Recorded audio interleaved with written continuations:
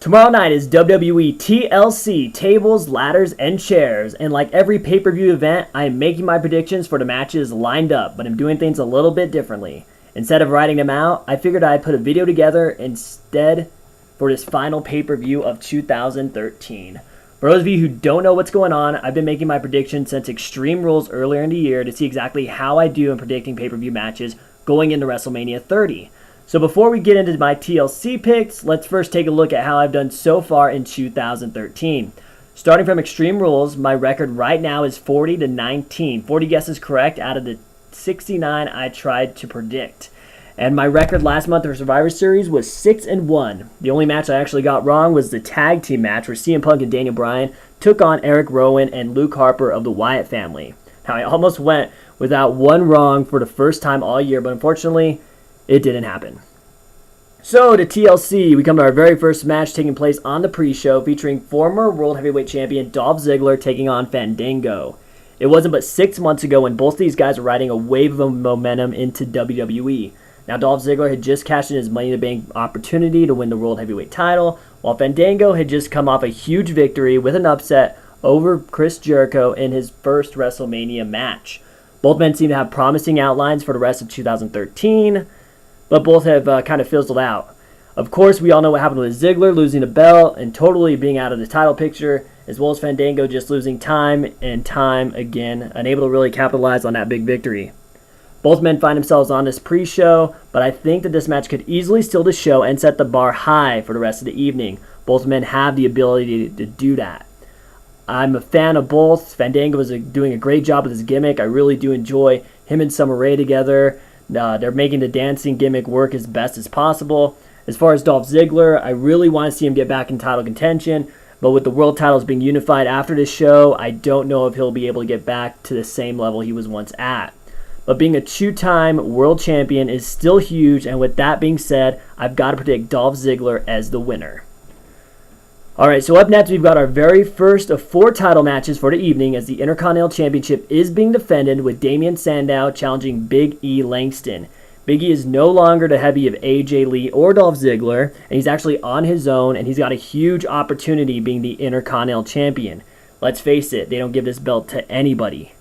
Okay, they did give it to Ezekiel Jackson and Santino Marella, but nevertheless, we'll see exactly what he can do in the spotlight when it's just on him and him only as he holds his first belt in WWE. As far as Damien Sandow, he's coming off of a huge disappointment as he wasn't able to utilize his Money in the Bank opportunity and is still looking for his first title run in WWE. I really like Sandow, I enjoy his gimmick, but unfortunately, TLC just won't be his night. The momentum is behind Langston, and I expect him to ride it fully heading into the new year. So my prediction, and still Intercontinental Champion, Big E Langston. Let's go ahead and get right into the next title match as the Divas champion AJ Lee takes on her challenger Natalya. Now AJ Lee has been the best part of the Divas division since capturing the title earlier this year. Hands down, she's been the shining star out of every girl in the company right now, and she's not even on the Total Divas show that is being shoved down our throats. Right now, she's the longest reigning current champion, and she actually has the 3rd longest single reign of any Divas champion, just behind Michelle McCool and Beth Phoenix. Natalya now, it's almost been 3 years since she last held her only Divas championship, so you know that she definitely wants that belt, and she does deserve it. I think and I hope that this is the end of the feud between AJ and the Total Divas, just because I think it'll end on a more sour note if it's not the case. Like the fact that a Bella twin may actually end her run instead of somebody who does deserve it, like Natalya. Plus, I really don't know how much more they can go with this rivalry, hoping that WWE doesn't continue to make us see the Total Divas feud with the rest of the roster, and we see some actual matches amongst the cast. So my prediction is for Natalya to win the Divas Championship this Sunday. The tag team titles are also on the line and up for grabs as champions Cody, Rhodes, and Goldust defend in a fatal 4-way match against the teams of Curtis Axel and Ryback, the Real Americans Antonio Cesaro and Jack Swagger, and the rather odd pairing of Big Show and Rey Mysterio. Since the Rhodes brothers returned to WWE television a few months ago and captured the titles, they've really dominated the tag team division, so I really have a hard time not picking them here. As much as a Fatal 4-Way is a huge opportunity for them to lose the belts without getting pinned, I just don't see it happening. The most likely team out of the challengers I see to beat them would be the Real Americans, but just because they're the most established team. But again, I just don't think Cody and Goldust are going to be losing the straps on a bigger platform. Like maybe next month at Royal Rumble may be better because it could set up a feud between the two brothers heading into a matchup at WrestleMania 30. As far as the other two challenging teams, I think that other teams really deserve to spot more. Partnerships such as the Usos or the Primetime Players, even Primo and Epico, instead of Big Show and Rey Mysterio and Curtis Axel and Ryback, definitely deserve a spot over them. Plus, the more time I see Ryback on my TV, the more I really don't like him at all. Anyways, getting back to the point, I've got to predict that the Brotherhood of Cody Rhodes and Goldust will retain their titles in this one. Up next is the first of two 3-on-1 handicap matches, with CM Punk being forced to take on all three members of the Shield at the same time: Dean Ambrose, Roman Reigns, and Seth Rollins. Now, the Shield have absolutely dominated the WWE landscape since arriving back at Survivor Series 2012. They've taken out the biggest names in the company, guys like The Undertaker, The Rock, John Cena. The list really goes on. So it's really hard for me not to predict them to win this matchup. The odds are stacked against CM Punk, and I think that this is just one big thing to keep him down as we head to the Royal Rumble, in which I expect for him to go far in that match. I really think that this is just a way to beat him and going into that huge matchup because everybody knows how important the Royal Rumble is. The Shield has shown some signs of some disagreement between the three members, and I really think that the run of the trio is probably going to be coming to an end sooner rather than later. But for now, the Shield cannot lose this match. They should not lose this match. They should continue on the warpath at least until WrestleMania 30, because I predict that at that show, they're either going to face each other in a triple threat match, or they're going to be in a 6-man tag against the Wyatt family, which I think either of those two matches would be huge. But once again, CM Punk doesn't need to win this match, so I'm predicting the Shield to win this bout. That'll lead us right into the next 3-on-1 handicap contest. This time, Daniel Bryan facing the Wyatt family's Erick Rowan, Luke Harper, and their leader, Bray Wyatt. Now, to me, the Wyatt family is a completely different trio than that of the Shield. The only similarity between the two units is that they are indeed a 3-man group. So the Wyatt family has had some huge hype around them leading to their arrival in WWE, and they had that huge angle with Kane back at SummerSlam. But after that ended, they were just laying low and not really doing anything notable for the last few months. But since this feud with Bryan has started, it's really put them back in the forefront. And I really do like the trio. I really like Bray Wyatt. I think he's a unique character, and I think the group just has a lot to offer WWE programming right now, as it's something completely different from what we're used to seeing. I'd actually really like to see the group expand and maybe add a few more guys from NXT to join them and maybe make them like a super group. I think that the WWE hasn't had one of those for quite a while. Again, with Bryan, the exact same thing with Punk. He doesn't need to win this match. The odds are not in his favor, so there's no reason why the Wyatt family should not win. My prediction, the Wyatt family, to win this match, because I think this loss will break down Bryan, leading up to a huge Royal Rumble run for him, and eventually see him as one of the last few men in the ring standing for that match. I really think that Bryan can win that contest. WWE would be stupid not to go ahead and push him, because he's definitely over with the fans, and he's got the momentum right now that they should capitalize on it and continue pushing him, especially with WrestleMania 30 on the horizon. That's a guy that can easily become the face of the company. Now we come to a match that everybody is waiting to see. The TLC match unified both world titles as WWE Champion Randy Orton faces off against World Heavyweight Champion John Cena. Both men will enter as a champion, but only one will leave as the sole world champion in WWE. Now, I wasn't initially a fan of this match taking place for a few reasons. Mainly because it does really signify the end of the brand extension.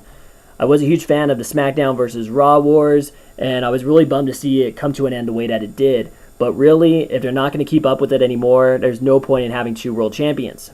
Now, there are some good and bad things that will come out of this, with there only being one world champion. The best thing, obviously, is that Great Khali will never hold the title ever again. Now, the bad thing is that guys like Christian, Dolph Ziggler, Miz, guys who have held the title in recent years will probably never have a chance to hold a world title. These are guys who I think are really passionate about this business and they want to succeed, which does suck. Also, guys like Cody Rhodes and Kofi Kingston, guys who've never held the world title, may never get the opportunity, which does suck. But anyways, just to stay on point with this match, John Cena is already a 14-time champion. Randy Orton is an 11-time champion. In my opinion, neither guy really needs this accomplishment to put on their career highlights. I think that this would have been better suited for a guy like Bryan or Ziggler to win, or somebody else who really needs this to be a focal point of their career. The guy who's unified WWE's 2 world championships, When Chris Jericho did it back in 2001, he was really needing that. He hadn't really elevated to the main event level till he unified the WWE and WCW championships, putting that stamp on his career and finally breaking him through to the top of the business. So it's kind of not needed for Cena or Orton to add this accomplishment to their already impressive resumes. But nevertheless, it's going to happen, but I really, really feel that we're in for some sort of odd ending. I want to say a screw job, making it harder for me to pick a winner. With John Cena, he's going to break Flair's record. I've accepted it, and you should too, really. As for Orton, he doesn't need this win either, but when comparing the two, I've got to go with Orton here. There's that suspicion that John Cena might join the Authority with Triple H and Stephanie McMahon, but I really can't see Cena turning heel ever. He makes too much money for WWE, so it's just not going to happen. Since I have to pick between the two, I've got to predict for Randy Orton to leave TLC with both titles, just because I guess he needs the accomplishment more than his opponent.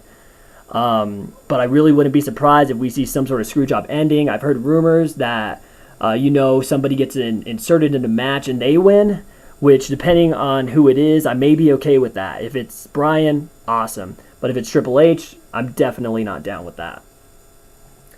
So that does it for my predictions of TLC Tables, Ladders, and Chairs 2013. Overall, the build for this event has been pretty disappointing. It's the first time in the pay-per-view's 5-year history that we're not getting an individual table, ladder, or chair match, which I find rather odd, especially since a few of the matches announced could have really benefited to having no stipulations, especially the 2 handicap matches we're getting. WWE is really putting everything into the Unification TLC match.